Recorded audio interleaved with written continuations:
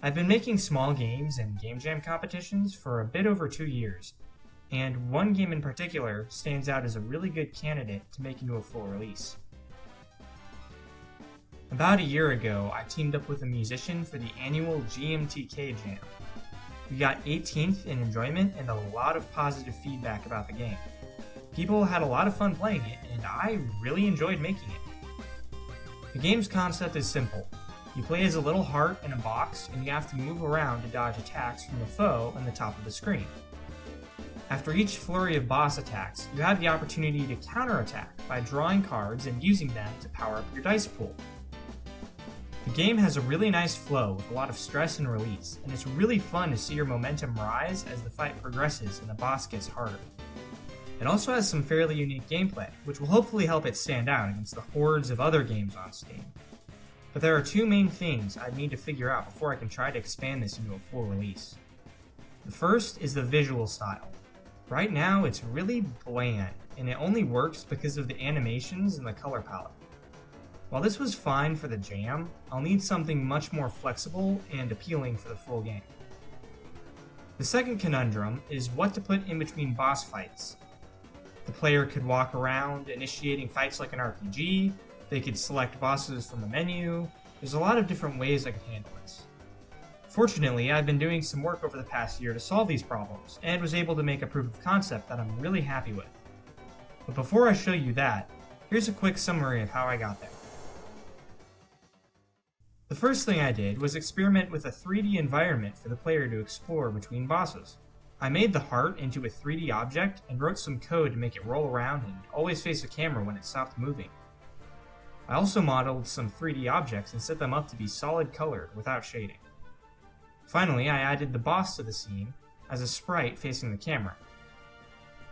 Now, transitioning from this 3D world to the 2D fight was really jarring. So I made this special seamless transition. At this point, I was getting a bit nervous that all these updates would only really look good on one environment. So I made a completely different environment to experiment on as well. One big issue I noticed creating this environment was how difficult it was to find good colors to complement the player, but also to stand out. Thankfully, I had an idea to fix that. At the time, I had been playing through Kirby's Return to Dreamland Deluxe.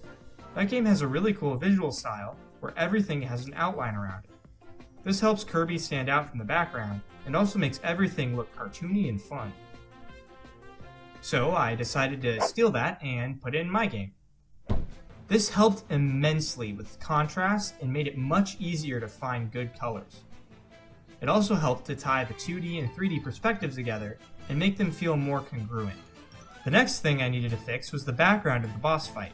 Just a solid color was really boring, so I did some experiments and eventually landed on this.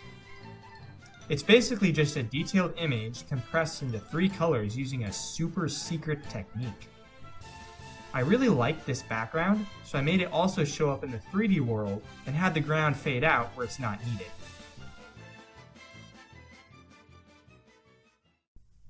And with a few finishing touches, the visuals were done. Here's how the updated graphics look on the old scene.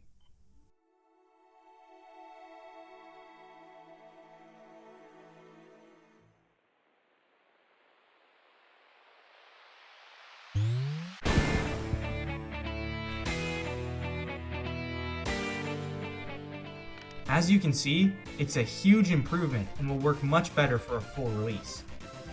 Unfortunately, all the code for this is Frankensteinian spaghetti, so I'll have to redo all of it. Right now, the plan is to start by making all the systems I'll need for the full game from scratch, and then I'll put them together in a playable demo of the first area. From there, I can add content much more easily and build out the rest of the game. I'll also be making videos like this to update my progress and hopefully start to build an audience for the game. Overall, there's a lot to do, but I'm optimistic that the game will be ready for release somewhere around mid to late January 2034. If you think this game sounds cool, or if you have any feedback or suggestions, feel free to leave a comment below. You could also consider following this channel for future updates. Hopefully I'll be uploading the next devlog sometime before the turn of the century. But that's all I have for now. Thanks for watching and have a nice day.